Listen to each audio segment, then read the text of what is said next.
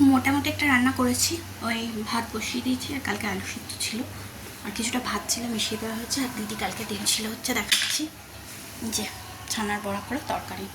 তরকারিটা খুব সুন্দর, নিরামিষ করে কিন্তু দারুণ হয়। আর আমার ছিল টক ডাল, আর কুমড়ো ভাজা করেছি। এখন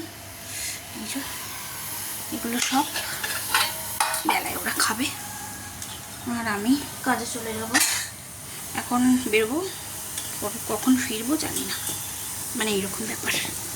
তো কাজ তো করতে হবে না, কাজ না করলে তো হবে না। তো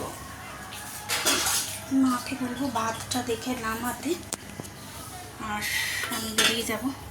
একটু দুধ জাল দিয়ে রেখে গেলাম, ছেলেটা যদি এসে একটু কর্নফ্লেক্স খায়, দুধ কর্নফ্লেক্স খেয়ে নেবে।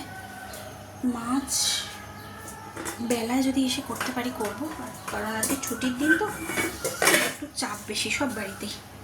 ছুটির দিনে সবাই বাড়ি থাকে না, একটু রান্নার চাপ থাকে।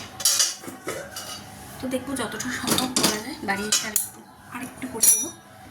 আর এই দুধটা জাল দিয়ে রেখে গেলাম, মাকে বলে যাবো ভাতটা নেব, টক ডাল, কুমড়ো ভাজা আর ছানার বড়ার তরকারি। টাটা।